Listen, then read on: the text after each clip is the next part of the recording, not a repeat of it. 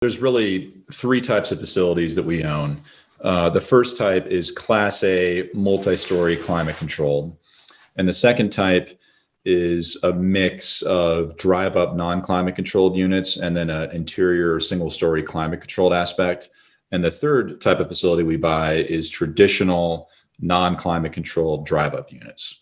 And on our smaller facilities in the third category, we operate those without a full-time staff member on site because you just don't need it with today's technology in place. This is the real estate investing experience. We get it.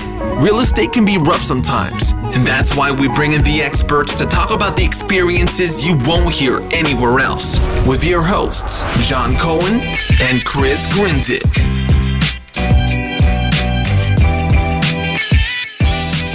What's going on, guys? Welcome back to another episode of the Real Estate Investing Experience. I'm your host, Chris Grinzik. With me, as always, is John Cohen. How we doing? Oh, we're doing good. Rocking and rolling. Got a ton of snow. Shoveled last night, so I didn't have to do it today. And hanging in there. Mm-hmm. How's the? Let's touch base on the fitness update. How's that going? I was actually going to start with that, but I said, you know what? We'll wait, right? Let's see. Crushing it. Awesome. I had a bender. We went upstate, and I sort of went off the rails a little bit. But at the end of the day, I am still at my lightest weight. Well, technically 0.2 pounds away from my lightest weight. I'm down 14 pounds this year. So relatively impressed with what I set out to do, right? I knew that the goal was a little bit, I could achieve it quicker, but I was not trying to completely change everything I did. Mm-hmm. My wife says I'm starving myself, but I would disagree. I think I'm just doing it the right way. So far, I feel better, and we're doing really well. Now we gotta sustain it and continue, pushing towards that, that 40-pound goal that I was looking to achieve this year. Well, you're doing 10 a quarter. You're already 4 past it, so that just means you can eat some cake. And then once you hit March, as long as you're 10 or less, you're good. So now you've sacrificed a little bit. You can enjoy yourself a little bit. Then what is it? May 1st, you got to get back on the horse again. April 1st. April 1st. I'm bad with dates. Yeah, we shall see. I'm trying to not do one of these like little binge things. And the next thing you know, at the end of the year, I'm 20 pounds heavier because exactly that would be really bad. But no, it's more of like a lifestyle overall change. But I am excited with my progress. I have not gone off the deep end, this weekend, maybe a couple muffins and a couple apple turnovers I shouldn't have eaten, but it is what it is, right? You gotta enjoy it as well. Love it. Awesome. Yeah, no, I'm on day 22 of 75. That not fun. Today's cold, so I didn't get up this morning. I gotta get up. I gotta go out later today, get outside, go for a run, go to the gym. So that's not going to be fun, but. So I will toot my own horn, negative 12 degrees upstate. And I did go for a 45-minute jog walk outside. So I did very well. Well, so then I can't complain whatsoever. It's like a 40-degree difference and my boogers weren't going to freeze. So it is what it is. I had, by the end of it, I was actually sweating, but when I first started, I said, there's no way I'm going to do. And I was probably about 4 miles, give or take. So I was relatively impressed with the pace, maybe a little bit less, but and it was hilly and everything. So it was a legit workout. Actually, I had a blueberry muffin before I went out. I said, well, and then the blueberry muffin, I negated it. So, but I was impressed that I actually got I did it because it was cold.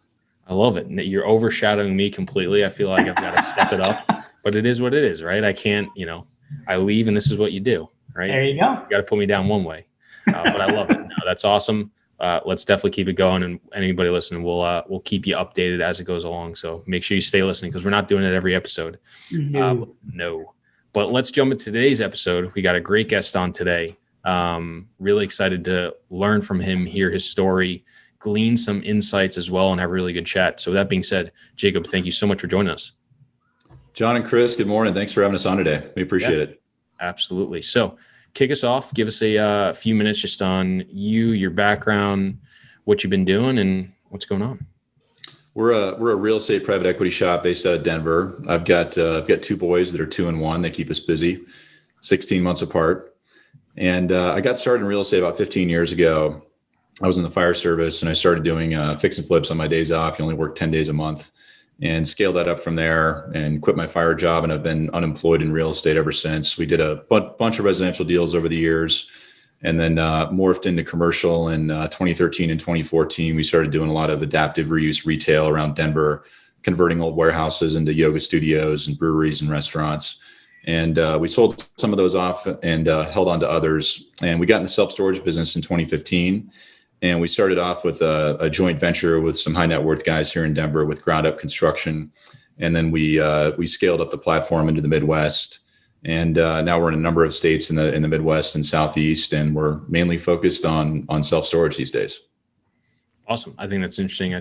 I'm excited to hear a lot of more stuff, but just dive right in it. How do you go from single family to adaptive reuse? That feels like a very untaken path for a lot of people. You don't usually hear that, right? Most people, I would say, go from single family to multifamily or single family to mobile homes, if anything. How did you end up going into that space?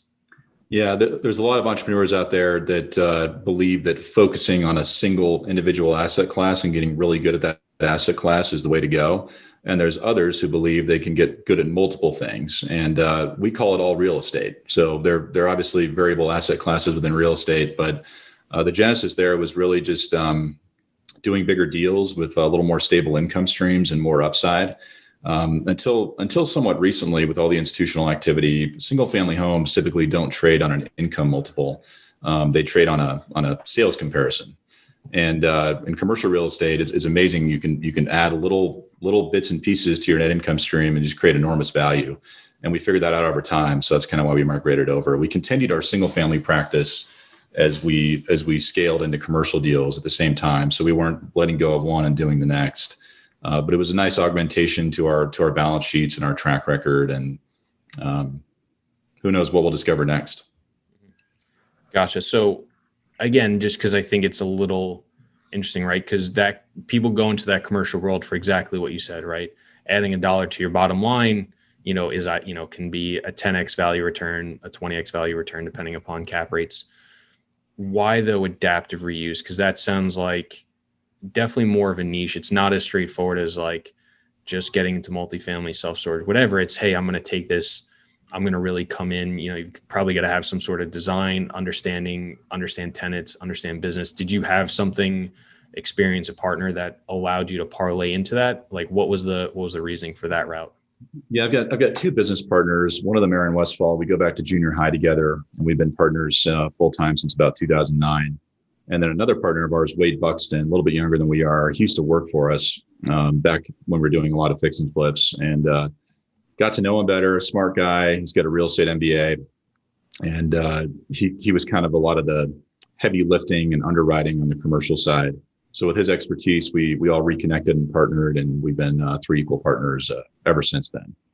And part of the reason we got into adaptive reuse retail as well is it's fun. You're taking these really blighted, busted buildings that are underutilized, and rather than tearing them down and building a sterile multi-story storage facility or apartment building, whatever it might be, you're preserving the building, you're bringing it up to current code standards, and you're putting in what we thought was a spectacular mix of experience-based retail. And we had a lot of fun doing it. Mm-hmm. Gotcha. No, I think it's fun to go to go to the brewery that you lease to and hear about how their business is going and drink their beer and have happy hours there. So they're not scalable though, unfortunately. They're a lot of fun, but it's hard to go do 5 in 1 year and 20 the next year. Mm-hmm. Why is that? It's your user base is rather finite, and especially with COVID, the risk right now of retail is certainly higher than it used to be. The adaptive reuse strategy, especially on old buildings, is very expensive, and there's a historic preservation component to it as well. And it's tough to do deals like that effectively and do them right outside your own backyard, which is why we haven't done them outside Denver. I mean, all these deals are within 10 or 15 minutes of our office. We can go check on them if we need to. Very intensive renovation process. It's not like other asset classes. So just tough to scale in general. And the risk profile to a degree also, I mean, you've got big base rent and big CAM charges for every user in a given building. And if they have a problem, which a lot of folks have, obviously in 2020, It's not easy to replace them. It's very expensive. You've got a long turn time to source a new user. You've got a big capital outlay with tenant improvement allowance, and you've got big leasing commissions to pay. So it's not like an apartment building where you turn over a unit for $500 and you find a new resident and off you go. So there's definitely an aspect that's a bit higher risk than other asset classes. And you took the words I was going to ask. Have you done it outside of Denver? And the answer is no. And I think that there are groups that can do it, but when you work in your backyard, there's probably a finite amount of deals that you can actually convert.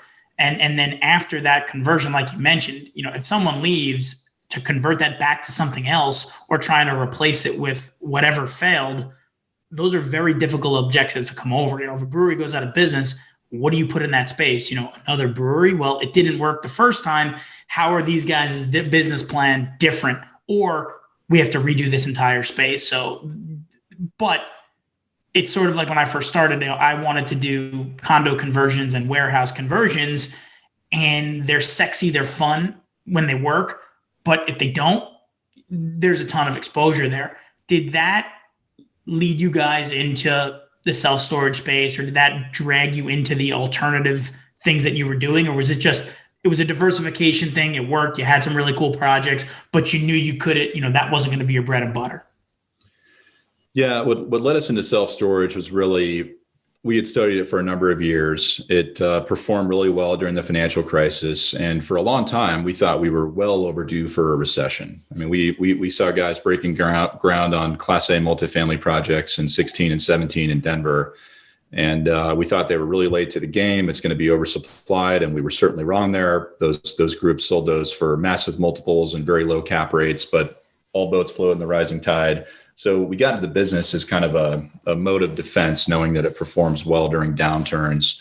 And we also like the fact that it's easier to scale. I don't want to say easier, call it less difficult to scale than other asset classes. It's you're not dealing with residential tenants. If someone doesn't pay, the rules are different than in an apartment building or a commercial building. And we thought it was repeatable and predictable and a good, stable dividend stream, which is why we really went heavy into the asset class. Makes sense. Behind that now, are you guys buying existing and renovating and upgrading, or are you breaking ground and building new? We own 25 self-storage facilities now, and we started off with ground up development, and we've done a number of deals that were repositioned from a non-storage use into storage. We did an office building that was converted into storage, a giant industrial project that was converted into storage. But the last couple of years, we've only been focused on buying existing facilities with decent in-place cash flow and adding value with nominal capital improvements, but mainly adding value with operational efficiencies, controlling expenses, growing NOI, bringing below market customers up to market rents, and online advertising. A lot of the deals we buy often don't even have a website. They're mom and pop operated, which is a cliche to a degree today in self-storage, but over 70% of facilities in the country are owned by onesie twosie owners who just kind of fell into the business randomly. And their revenue management practices, advertising, and expense controls are sometimes not very efficient. So we could pay a fairly low cap rate on an existing facility with really high occupancy, but immediately add value by getting some of the expenses reduced and growing the revenue stream over time. So we think that buying existing right now, there's a time and a place for development. I don't know that it's right now. And we're paused on looking at ground up development deals for at least the next couple quarters. But we like the fact that we're buying deals with in-place cash flow. So if we're wrong on our assumptions, which by the way, we're always wrong. It's just a question of whether we're wrong in the right direction or the wrong direction. But if we're wrong in the wrong direction, we still have in-place cash flow to not only service debt, but distribute to investors. Mm-hmm. Why, if self-storage performs so well during the 2008 crisis and you feel is recession-proof, why does developing self-storage not feel like the right time? So there's been a few problems with self-storage in the last 5 years. And the primary problem with the asset class has been a general oversupply. A lot of folks had the same idea at the same time and came out of the ground at the same time. So self-storage is very local supply sensitive. So we track supply ratios in the 1, 3, and 5 mile trade radius. So if you're building a deal and you've got X square feet per capita. We try to stay below 7 square feet per capita in the 1, 3, and 5. And a 100,000-foot bomber gets built by Public Storage that you didn't hear about, a mile away from you. You're going to see an immediate drop in revenue and occupancy because of the competition, and the market suddenly becomes oversupplied. So that's been one of the problems with the asset class in the last couple of years. So if you're building, to answer your question, if you're doing new construction, it's going to take you, depending on what your timing is for the land acquisition, it's likely going to take you 2 years until you lease a unit. By the time you buy the land, get it entitled, get your design done, build a facility, deliver it to the market. In that 2-year period, who knows what could have come out of the ground or how the market could have changed. And that's a development risk in general. But if you're off, 15 or 20 cents a foot on your pro forma revenue stream in the wrong direction, as you guys know, that's a material impact, not only on your dividend yield, but the total value of the project. So therein lies the risk in development, but there's also a lot more upside potentially if you exceed your pro forma and you exceed your rents and maybe sell it at C of O to a bigger operator and make a spread. So we have really pivoted our thesis in the last 2 or 3 years to focus much more on recurring cash flow and income streams and less so on transactional revenue. So our goal is to have a big enough asset base where we don't have to buy or sell a deal to make a good return.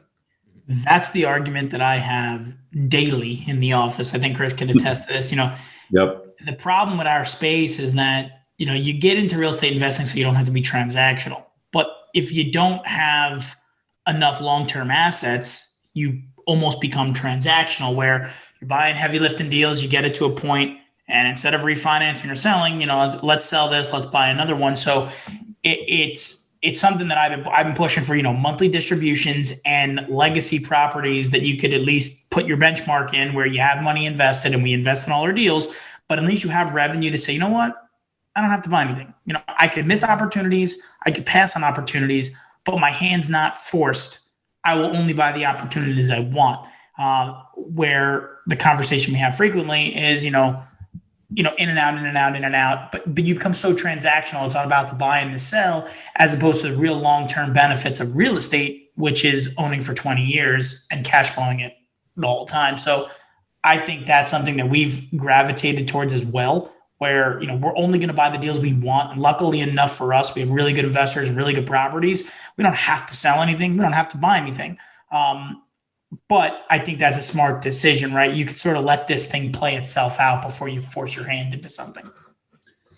Yeah, that is the same debate we have in our shop, whether you hold or whether you sell. And, a sale with a really enticing equity multiple is often tough to say no to. Like you might 2x your equity in a year and a half, and that's a home run. And if you sell, you create more capital to go out and do bigger deals. And if you want to create more capital without selling, you have to raise investor capital, which is what we're all doing together. But the problem with selling, and in our opinion, is first of all the hard work that you put into that deal is immediately quantified. Whatever you thought it was worth before, whether it was more or less than you actually sold it for, now you know. And you get a wire transfer, you get hopefully a big liquidity event, and all that cash flow and all that hard work is over. And now you've got a tax problem, first of all. You either have to pay recapture depreciation and cap gains, or you have to 1031. And 1031s are a great vehicle to defer tax liability, but 1031s can also get you in a situation where you make a bad acquisition decision, which we've done over the years. That 45-day identification clock it's tough to find something that makes sense in that time period. So when you sell, if you don't exchange, you've got a tax bill, first of all. The second problem is you've got downtime and cash drag. You've got equity sitting in your checking account, arguably making a negative yield, just because of the opportunity cost of the cash sitting there.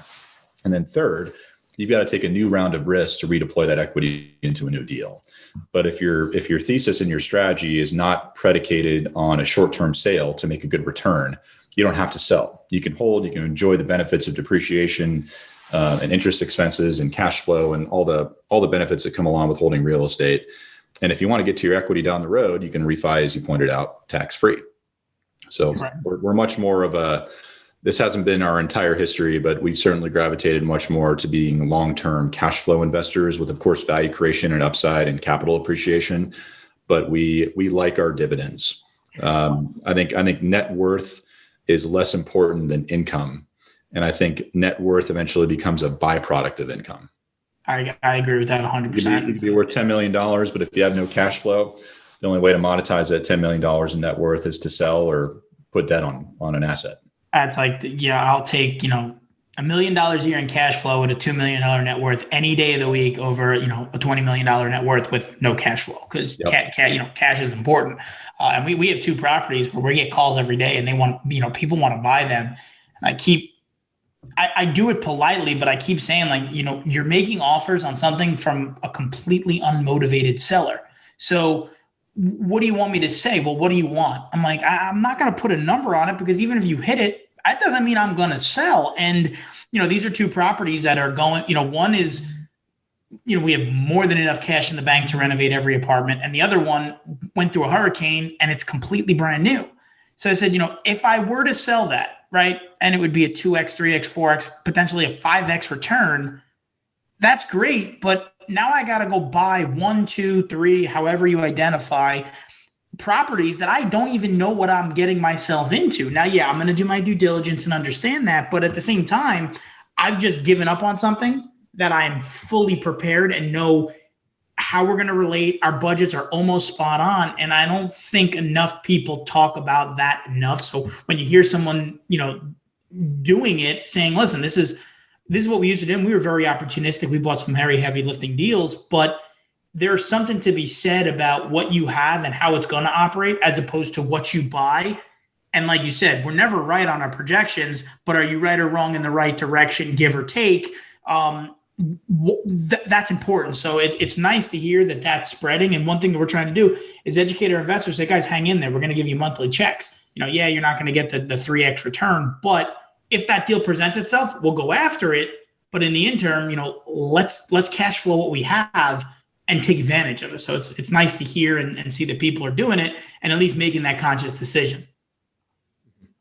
Well, I think I was having a conversation with somebody, and it was the whole argument of, do you get in and out of deals to build up capital and then go heavy, or do you just buy deals, refi, and hold and do it a little bit slower? For me, the biggest problem was, and I saw it over the years with the deals we were, selling and buying, was we would buy a deal and a lot of ours were heavier lifts. So you're dealing with problem tenants, problem properties, just problems in general. And you find a deal, you put it under contract, you do all the due diligence, you close on it, then you solve all the problems or most of the problems in however long. And then once you solve those problems, now it's sellable. Then you go all over and you do it again. So it's like you spend all this time and you get paid for it, which is nice. But it's like you just have to continue to solve problems and solve problems and solve problems. And you're just one wrong problem solving decision away from you taking a step backwards. And I always said, like, okay, let's say you can solve that problem, push the value, refinance and get your money back, some of your money back. You don't have as much capital to go redeploy, but now you've got a deal that you pretty much know what's going on and you know what to expect, right? Depending upon how old it is or location, things will always come up, right? I'm not saying that, but if you have something that, okay, you know all the tenants now, you know all the problems you fixed, you've gone in and you understand where the potential problems are, you just figure things out. And once you have that, well, now you've just removed some risk off the table. So now you're looking at it from a risk reward standpoint. And it's like, okay, to go buy a new deal is automatically more risky because there's so many more unknowns. I've already spent X amount of time on this deal, learning it, understanding it, fixing those problems, hopefully.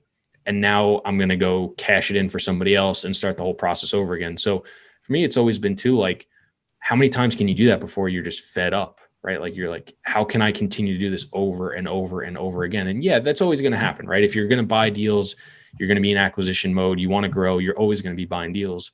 But you're going to have to buy more deals if you transact more and sell more. And that's why, like, the deal that I just bought, it was always, let's refi and hold, because let's come in, let's spend heavy, let's fix big problems so we know what it is and create a almost turnkey process so that once we refi, pull money out, yeah, it's not the 2x multiple. It's hopefully we get close to all our money back, or, plus or minus some, but that's still a good chunk of change. You can go do it again. And if you can kind of repeat that process a couple times over, maybe really start bringing in other equity partners, be a smaller percentage, you can start to scale. And then in another 3, 5, 7 years, you should have the opportunity to refinance again. Well, now you're really kind of building on top of that. So I don't know. That's just how I always kind of viewed it. Love it. It's the great philosophical debate of the day. Mm-hmm. And it's not easy, right? Because I know what's going to happen. There's no right or wrong answer either. It's and depends on your situation and your strategy. We debate this stuff all the time. Mm-hmm. And I know too, right? As much as I love this property and I want to hold it, I recognize that I could get a stupid offer in 3 years and be like, screw it. It's better to sell and repurpose that money into something bigger, better location, different things, or, something in my life has changed as well.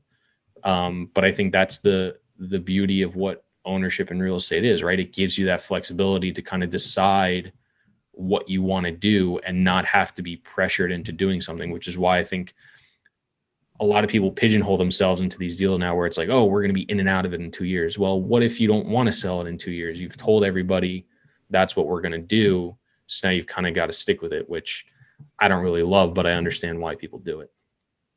One quick little story as I talk out both sides of my mouth on selling versus buying, or selling versus holding. So a good buddy of mine that I respect a lot, he does residential real estate, and he's just a one-man shop and doesn't have any overhead, just does his deals, had a rental portfolio.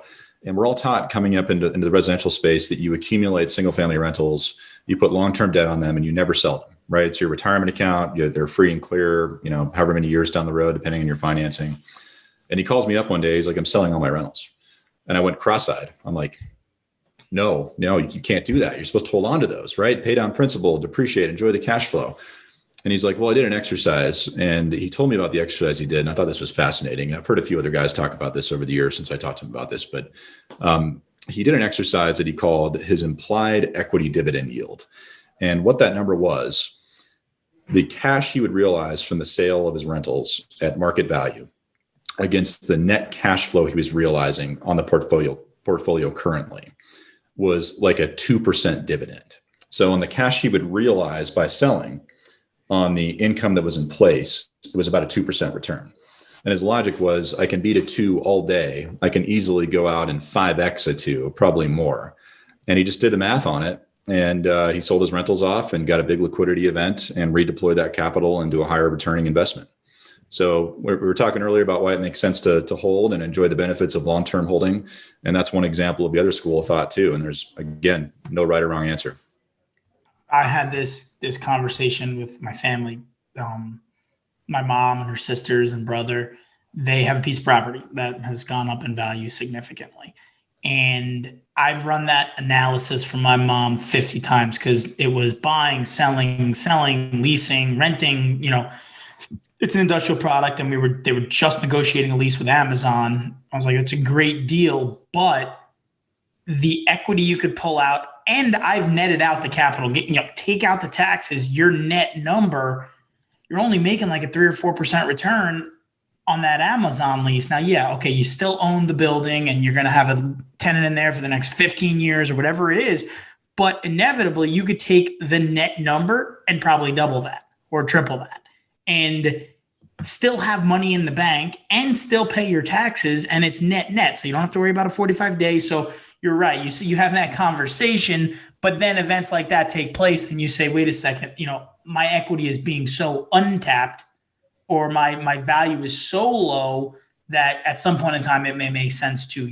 transact of some sort. So obviously there's a delicate balance. There's no right or wrong answer, but I think everybody, reads a book, everyone does something and then they get hell bent on something without looking at the other side of the coin. And they don't ever have that, that ping pong or tennis event where like, should we buy, should we sell? Right. So I think there's a lot of things that get stuck, but at the same time, as long as you make the decision that you can go to bed with at night, you're not making the wrong decision. Buy, sell, keep, or whatever. You just got to understand that you got to be able to look in the mirror, explain it to your investors. You got to be able to go to bed at night, without waking up with heartburn because you're thinking making the wrong decision. So those stories happen. And yes, you're right. Talking out of both sides of your mouth, but that's half the battle of sitting in the chairs that we sit in, right? Running the deal. Those are the decisions you make, right? That's why you're sitting here. Some of the investors aren't, or whatever the situation may be. But, that's the tough part, because you never know what's going to happen. So do you sit and wait, or do you take that gamble and transact? So it's a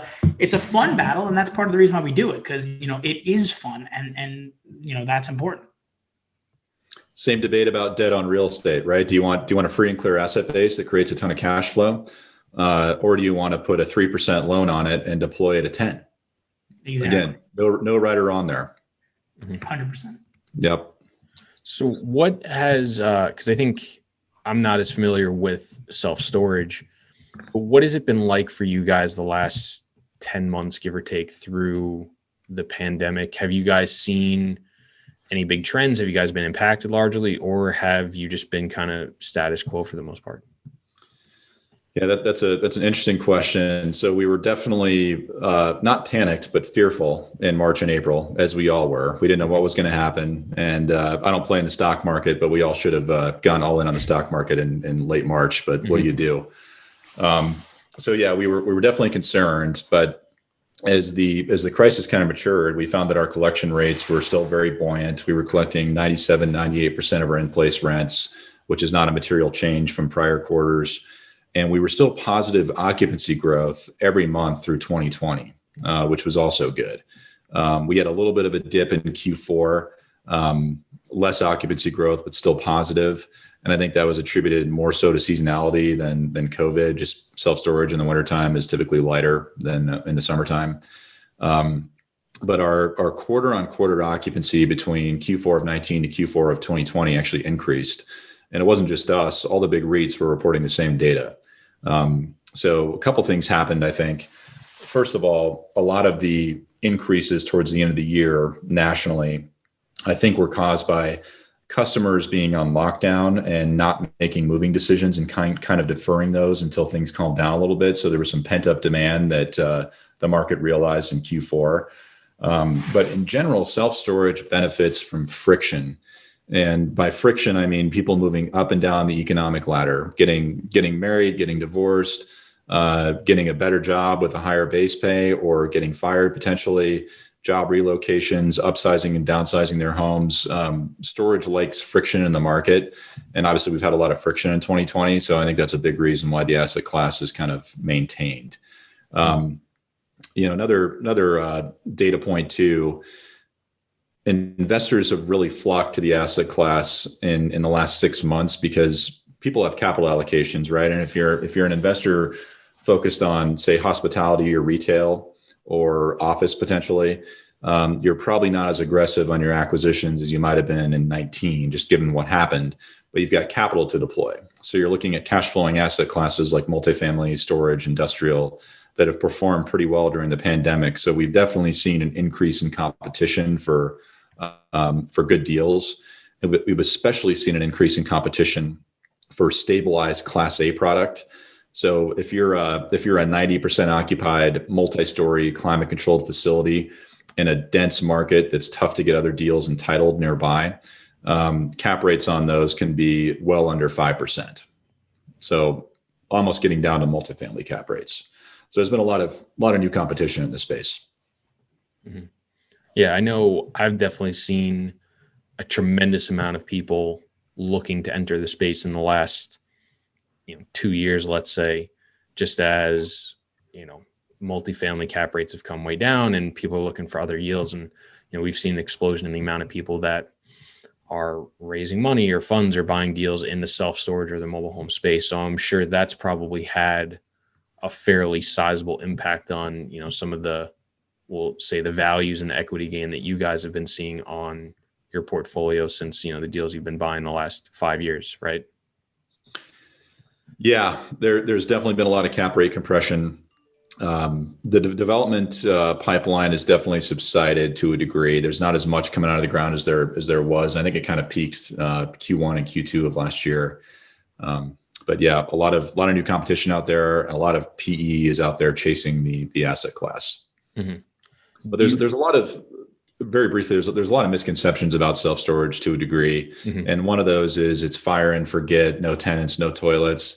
And, it's true to a degree, but it is very operationally intensive. And I liken self-storage most to, it might seem like a stretch, but I liken it to hospitality to a degree, in that the revenue side is constantly changing.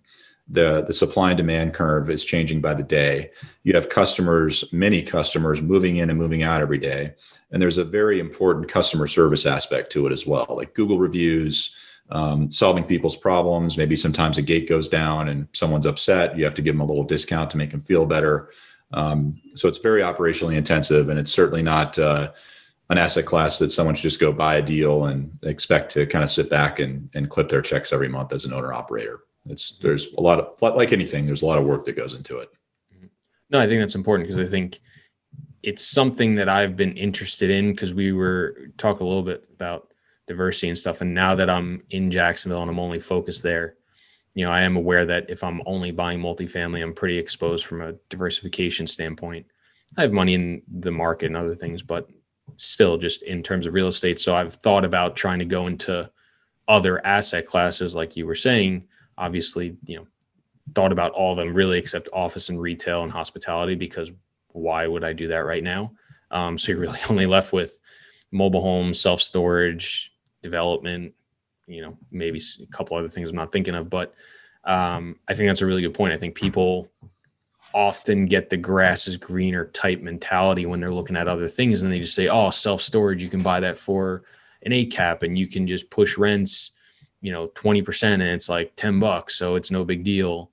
But I think there's a lot of other things that come into it that they don't consider. And it's a really good point. And I haven't really heard it talked about a lot about, the intensity of the operational side being similar to hospitality and being a very customer service heavy type of operation and management play. Yeah. I mean, we, especially in infill locations, a lot of markets in the country have gotten some major homeless problems they didn't have before for a variety of reasons. And we opened up a facility in Denver that's actually our office building. We have our office upstairs and self-storage downstairs. It's very small for self-storage. We just did it to kind of offset our overhead. And we're standing outside one day in front of the office, and our dock high door is open. And there's a pizza delivery guy standing there with a pizza in his hand, looking really confused. He's looking around. He can't figure out where he's going. And it turns out a dude had set up his bed and plugged in his phone charger into an outlet in a storage unit, was sleeping there, and ordered pizza to be delivered to his storage unit. So we're not in the housing business ideally in self-storage, but sometimes we are. So that's one of the issues you have to resolve. Yeah. So how does that get handled? Yeah, you set up, we experimented with 24-hour access for a while, and, some legitimate people actually need 24-hour access, but by and large, nothing good happens at 3:00 in the morning in a storage facility. Mm-hmm. So we reduced our access hours to try and reduce the chances of that happening. We've got security patrols that come by every night in our infill kind of climate controlled locations. But I don't think it's a problem we're ever going to completely solve. It's always going to be around to a degree, but we've certainly mitigated it more so than we first did some years ago. Gotcha. That's interesting. Do you find, is there a large difference between like the infill / like the suburban, like in multifamily, obviously, right? It's the high rise versus the garden style. The infill versus the suburban. Is there a very large difference in how you underwrite and operate those deals, or is it like kind of nuances and minor changes? No, there's a pretty big difference. So there's really three types of facilities that we own. The first type is Class A, multi-story, climate controlled. And the second type is a mix of drive-up non-climate controlled units and then an interior single-story climate controlled aspect. And the third type of facility we buy is traditional non-climate controlled drive-up units. And on our smaller facilities in the third category, we operate those without a full-time staff member on site because you just don't need it with today's technology in place. People can lease their units online, make their payments online, get their gate code online, move their stuff in, move out. And we have obviously boots on the ground doing quality control checks and security cameras and, all the standard stuff that you do in storage deals these days, but we don't staff those full-time. On our bigger facilities that are a mix of climate and non-climate, that are maybe north of 40 to 50,000 square feet. We do staff those for the most part. Sometimes we have a hybrid depending on the location. And we have a couple facilities that we're buying in March that have like a couple satellite sites that won't be staffed, but they'll be staffed from kind of the main site that's like a mile away. And then on the multi-story climate controlled facilities we have, those are all staffed full time with a traditional leasing office. You walk in, someone's sitting there in a branded polo behind a computer. So it really depends on the location and the type of the asset. Mm. Is there any big differences besides the staffing aspect? Like, do you change the technology? Like you said, the access, is it like just higher quality, everything for, the class A stuff? Or is it, is there any other nuances from like an operational standpoint, like higher costs, higher expenses, higher revenue, greater turnover, anything in that regard?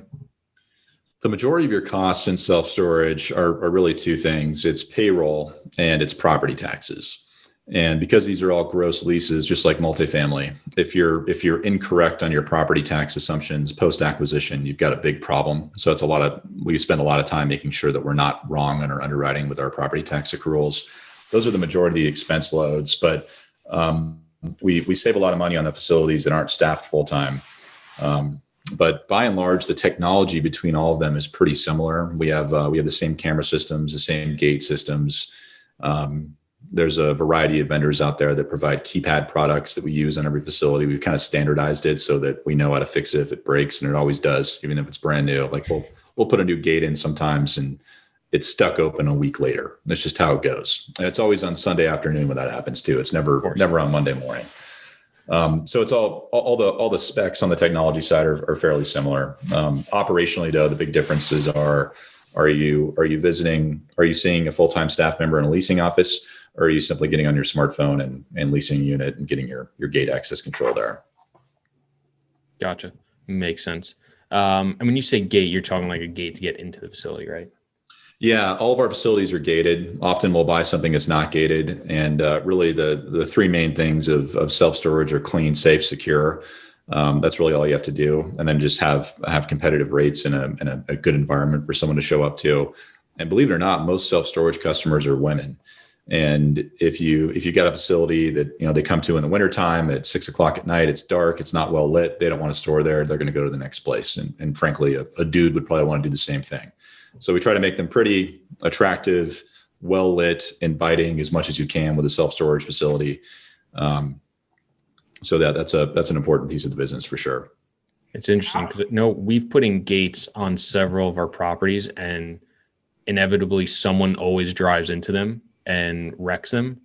Does that happen to you guys often, or do you find it's not? Oh, very, very often. We not only our gates, but we were out visiting. We have a bunch of facilities in Milwaukee, and we were out there last week, and it wasn't 17 below, John, but it was pretty cold. It was like low teens and windy. And we're not used to that. People think Colorado's got bad winters, but it's typically like 50 degrees here unless it snows for a couple of days. But we were out there, and a snowplow had scraped across 3 or 4 units and pushed the doors in. Didn't hit a gate, thankfully. But yeah, we get gate damage from customers constantly. They think it's closed and it's open. Maybe they're backing up because they forgot something and they bash into the gate. They'll clip the sides of buildings. They'll dent our gutters and dent doors. We try to mitigate that as much as we can with bollards, like on our access control system and the corners of our buildings, but inevitably someone's always going to put a dent in something. Gotcha. So do you guys just allocate a certain amount of money? Is that like an R&M type thing? You guys just have? Yeah. We have repair and maintenance square foot or whatever. Yeah. We try to, really on any development deal, not development deal, but value add acquisition. I think a lot of investors make the mistake, and I know this because we made this mistake many times over the years, of under improving the asset at acquisition, saying, "Oh, we can get away with that roof for another 5 years," or "We don't have to do the gutters for another 5 years." We try to really kind of overcapitalize them on the front end, so that our repair and maintenance costs are not going to surprise us down the road. If you can capitalize all those upfront costs out of the gates when you've got the capital stack in place, that's a much better option, I think, than potentially having to make a capital call in 2 years to your investors on something that you should have anticipated and should have fixed that you didn't. So we have reserves to handle that stuff, but we try to get it all the way out front. It makes a ton of sense. You make it maintenance, I don't say maintenance free because there's always maintenance issues, but I know that it's something I talk about all the time is this, just get it done today. And then you don't have to worry about it because you think it has 5, it probably has 2, right? And you're wrong and you miss. And then now your money starts going, you rob from Peter and pay Paul. It's like, well, we're not going to do 10 units because we got to do 10 HVACs or whatever happens. So it makes sense where, yes, you might have a smaller cash flow day 1 and year 1 and 2, but inevitably what you pick up on the tail end of your whole probably pans itself out.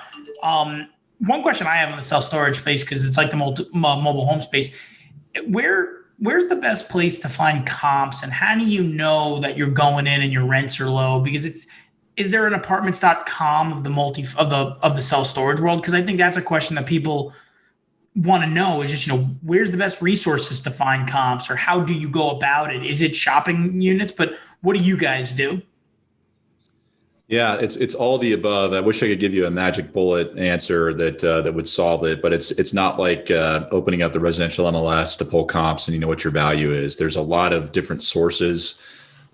We use a variety. We use CoStar, which is the commercial MLS, and it's very expensive, especially for a national account. I think just like a regional account is about $600 or $700 a month per user, and they lock you down so you can't share your login with other folks in your office. So they make sure they get their money. But they also control the market, so you got to pay it. If you want the data, you're going to pay for it. We use Yardi. We use a variety of sources. One of them we use. My partner Aaron is a software engineer by training. He's kind of our de facto CFO, IT guy, controller, kind of our in-house nerd, so to speak. And he built some software that scrapes all of the asking rate data from all of the top operators' websites in the country. So it scrapes all the data daily and puts it into a database. And we can go, if we're analyzing a facility or maybe doing a rent increase on an existing facility, it's kind of like the MLS, and then we can draw a box around the submarket. Let's say we want to know what the average asking rate is for a 10 by 10 climate controlled unit on the second floor of a given MSA or a given submarket. It'll take all that data and export it. It'll show you what the blended rates are, but it'll also show you the daily rate changes on that same unit type. So right now, we've got about 4.5 years of historic self-storage rental data. And in certain markets, you can really see the peaks and troughs of the revenue streams, especially, where you're at, John, in New York, winter and summer and seasonality, and obviously in Wisconsin, in Florida to a degree. When a hurricane comes through, you can see a spike in rates for the next 6 months, and they kind of tail off. So as part of the underwriting process, we try to normalize all those revenue streams as much as we can, because let's say you're buying a deal with a snapshot in time revenue stream in July, and you're annualizing that revenue stream for the entire year. Well, you're going to pay too much because you're going to have a big drop in rates in the wintertime. So we try to normalize that data set and interpolate it both objectively to a degree and subjectively to a degree to make an acquisition decision. But as far as analyzing if you don't have software like that, a lot of it's just making cold calls to facilities. Hey, dude, how many 10 by 10s do you have available? What kind of promotions are you offering? And a lot of on-sites will frankly volunteer more information than their owners would probably want them to. Secret shopping facilities is a good way to get a handle on the market. But first and foremost, before you're looking at rates, you really have to understand supply ratios. And that exercise is simply calculating the number of net rentable square feet in a given trade radius against the population. And some markets that are overbuilt, I mentioned earlier that 7 square feet per capita is kind of the sweet spot. There's some submarkets in Denver that have over 30 square feet per capita. And you can imagine there it's just a race to the bottom for rates. They're trying to just give away units to get somebody to go in there. So understanding supply ratios and shopping rates through a variety of sources is the way to analyze a potential opportunity. Yeah, we had an investor who now he runs a family office, and he did self-storage years ago. And he said, it's all about supply and demand and 1, 3, and 5 miles. He said, that's the biggest thing, at least in his opinion. He was talking about all the time. He said, if you build it, a foot past the 5 mile or 3 mile, whatever it is, and it's off, the deal doesn't work. You might not lose money, but your deal's not going to work. So that's my knowledge of self-storage. So, but that's the thing that you probably want to keep an eye out on, is just, like anything else, supply and demand is basically the lifeblood of real estate and population growth. When you were talking about that 7 square feet per capita, what type of radius are you looking at? That's generally in the 1, 3, and 5. If you're looking at the 1 mile trade radius, the data set can kind of get noisy. It can be sort of falsely high or low, just given how small that radius is. So we look at the 1, 3, and 5 and kind of average them out. Once you get outside 5 miles, it becomes a lot less important, because most people, other than certain circumstances, are not going to drive more than 5 miles to store their stuff. Mm-hmm. And self-storage is it's a commodity, right? You're not living there. It's almost like gas stations, right? You want convenience. You're concerned about price, but as long as price is rational, you just want to go somewhere that's easy to get to, you can get in and out of, and move on. No one's ever happy to fill up their gas tank, and no one's ever happy to go to a self-storage facility. They're not like, oh, this is great, I'm at the storage facility, I got to load my stuff up. And they're probably there too, because they're experiencing some sort of disruptive event, other than people that keep like their seasonal gear there. They're moving, which is not fun. Who knows what's going on? So they're not overly happy to be there. So you want to make the experience as seamless as possible. And mm-hmm. as long as your market's not oversupplied, you can probably get some good customer traffic. Mm-hmm. So it's interesting you bring up traffic, and you touched on facilities not having their own websites earlier.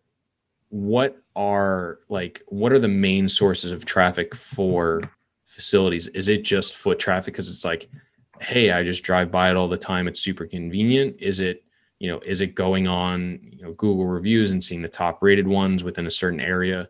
What do you guys find is the best traffic source? 75% of our customers find us online. The days of having a big monument sign on a facility next to the highway are less important for driving customer traffic. It doesn't hurt, obviously. It's more visibility and people are aware that you're there. But most people, even the older demographic, our parents, right, have iPhones, and they're going to get on their iPhone and look up storage facility. So most of it comes from online traffic. So we do a few different things there. We do some pay-per-click advertising, Google AdWords. Obviously, we have our website. Google reviews are very important. We try to get as many 5 stars as we possibly can. And that's a whole game right there we could go into at some point if we want. But yeah, online traffic is how we get our customer mm-hmm. acquisitions done. Have you guys played around with like social media marketing at all, or advertising? We have, yeah. We've done some, I'm not to my kind of regret, I'm not a big social media guy. My partners forced me to get on LinkedIn a couple of years ago, and I'm glad I did, because we've gotten a lot of capital raised out of that. But I'm not on Facebook, but one of our associates out in the office occasionally runs Facebook ad campaigns that drives traffic. We've leased a few units doing that.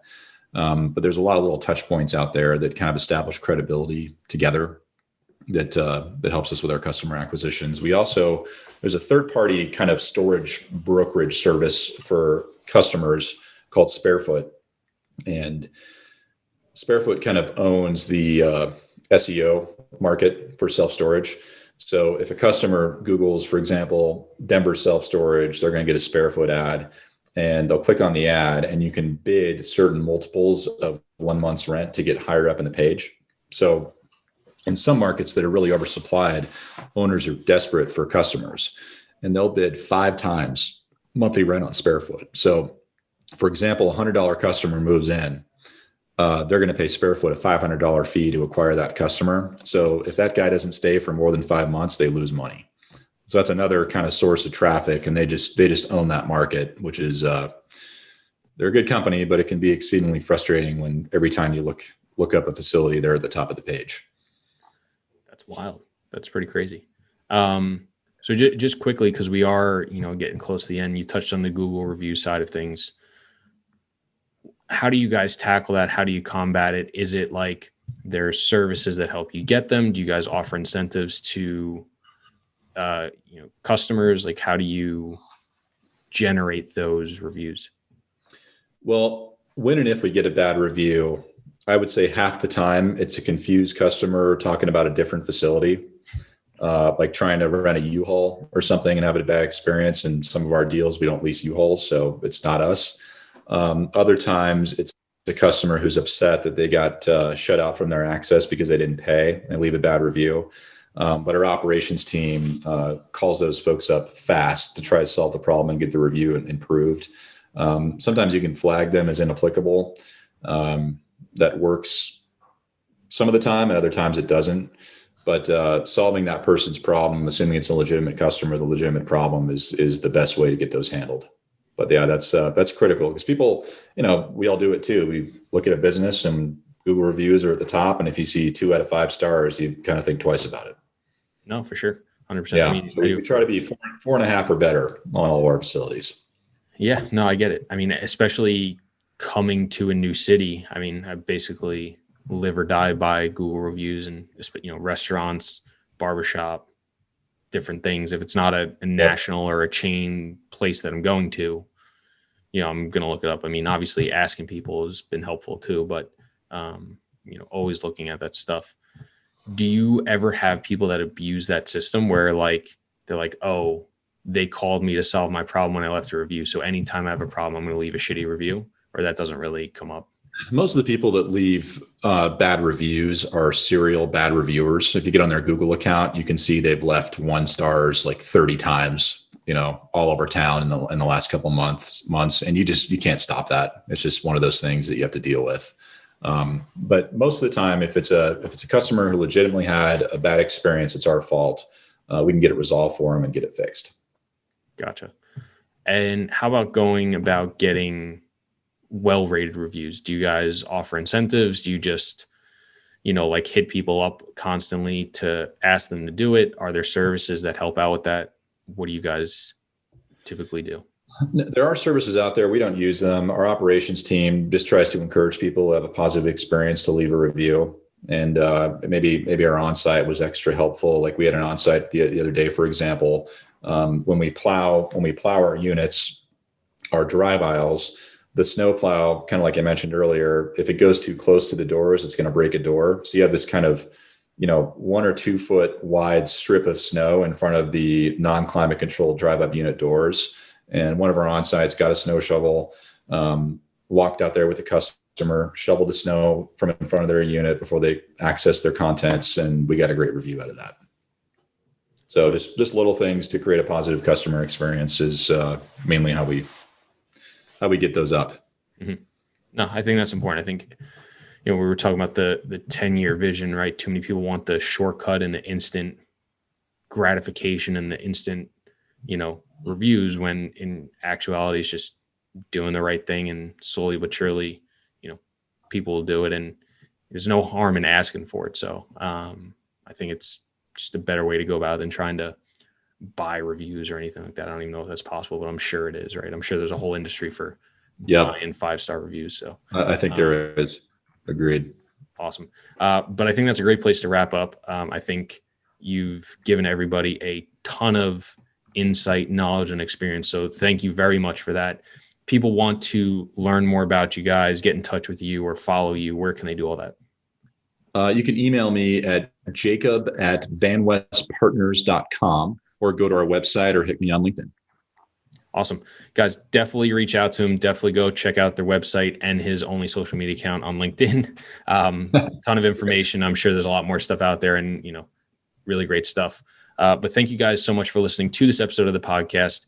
If you're not already subscribed, it would mean the world to John and I if you would do so. And if you are, please send it to someone that would get a tremendous amount of value from this episode. Jacob, once again, thank you for coming on. This was awesome. John, Chris, thanks for having us. Appreciate it.